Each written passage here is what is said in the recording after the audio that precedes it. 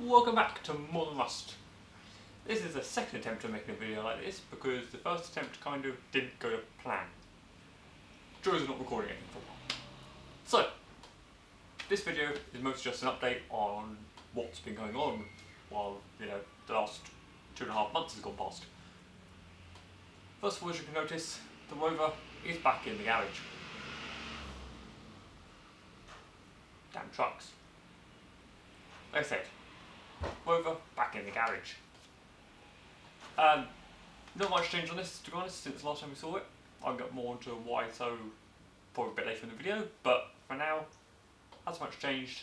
I'm just sort of doing the fuel lines at the moment from obviously the rear to the front, as well as from the tank to the swirl bolt in the boot. All of that will be in a later video. I'm hopefully going to get some of that recorded at some point. Onto the Civic. Not much change really. So you saw it in the last video and I just done the head gasket and put a new carburetor on it, and obviously air filter and stuff like that. Not much has really changed with it. It's much the same. It's now got a WOF on it, so it's all legal on the road. Wasn't too difficult, just take it down there and the guy was like, yep, I like it. Have a WOF, basically. I had to fix their rear brakes for being out of adjustment, but that's the case of just loose off the handbrake, tighten up the pads, and tighten up the handbrake again. Nothing too complicated there. So that's basically my daily driver. It's still one of my favourite cars. It's not the fastest car I own by any means, but it's just nice to drive and kind of amusing to drive because it's quite nippy.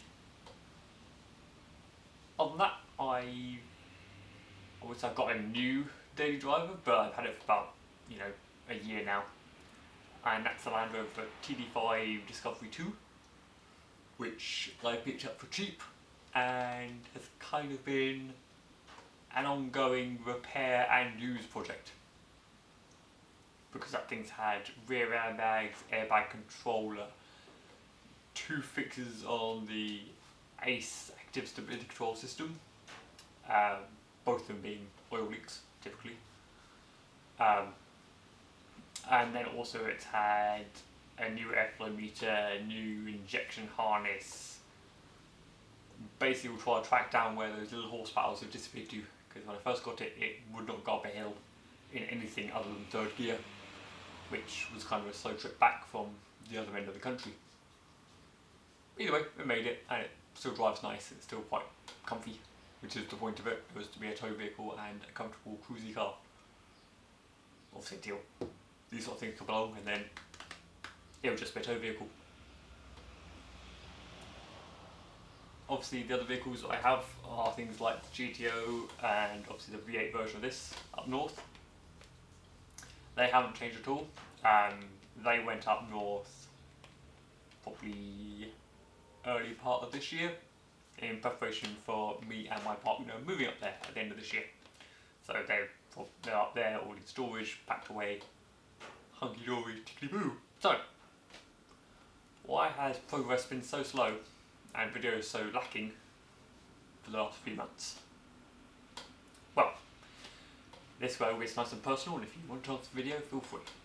However, so, all my life I have been on and off struggling with anxiety, and therefore, added to that I suppose, is then depression afterwards.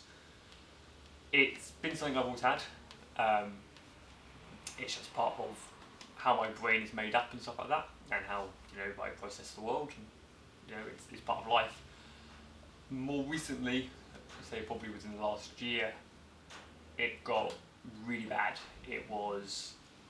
I had my last job that I ended up leaving because I was away from home a lot of the time, and I was in motel rooms all over the country, which was nice. I got to see a lot of the country and it was very beautiful. But because I was alone, a lot of the time it was just me and my brain being there, and it didn't work.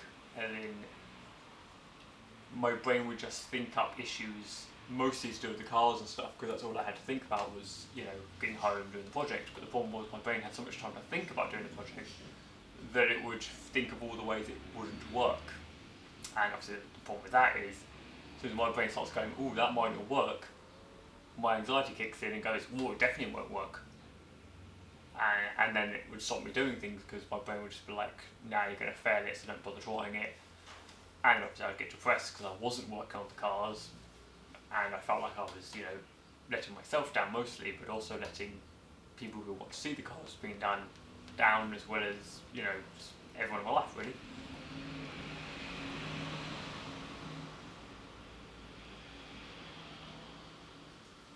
Anyway, fast forward a bit.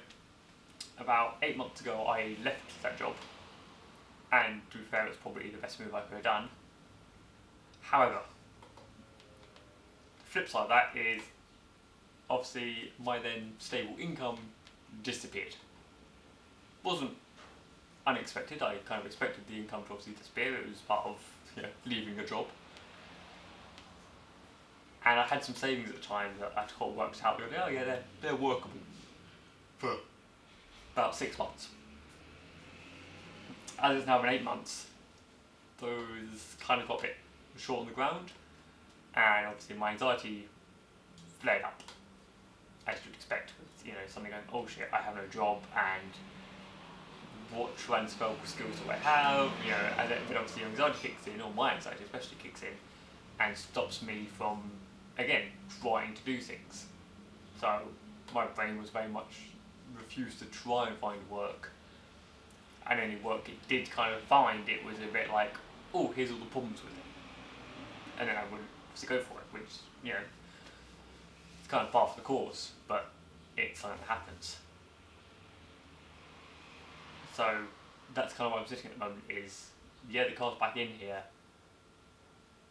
but my brain is still struggling with the depression and anxiety of it. So I have been to the doctor, and they've done as much as they can really with giving me some counselling sessions, and they put me on some antidepressant stuff and everything else. So hopefully, fingers crossed, going forward it should get better. But that's that's what's been going on. Obviously, this is kind of also a message to anyone out there who is in the same boat. If you are suffering with something, even if you don't know what it is, like you're just feeling tired in the mornings, you just don't want to get up and do something, go see someone. I know it's a massive cliche nowadays of being like, go talk to someone, it helps.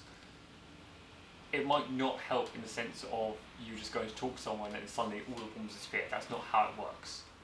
But the idea is, if you go and talk to someone, they might have ideas for you, or they might go with you to a doctor and see if there's any options for you. It does, that side of it helps. Don't expect it to be a miracle cure. There isn't a miracle cure for depression and anxiety. It's not that sort of thing. It's mental health stuff, and it's never as easy. It's not just like getting an infection, or being unwell where they can give you medication and it kills the infection. The issue with anxiety is it's very much in your head. It's really one of those, but it's not something that you can just treat. It's not something caused by normally a chemical imbalance or anything. It's normally purely caused by your own brain being, thinking too much about things. So, like I said, if you have this sort of thing, go and get help and see where it goes. Like I say, it's similar to my mentality towards fixing things. It's, if it's already broken, it can't get any more broken by trying. Which I know sounds rather broken and backwards, but trying to get help is never going to hurt. It's normally daunting and can be embarrassing. So for me, I couldn't talk to my parents about it purely because I was just embarrassed, and I didn't want to admit that I had issues. I was quite often seen as one of the stable kids in our family, but I had to admit in the end and went to get help. So go out and do it. It's worth it. Anyway, after that rather somber note, and I'm starting to tear up, let's not carry on with that route. Let's, I don't know, do something else. Do something less somber. Let's use the cheeks.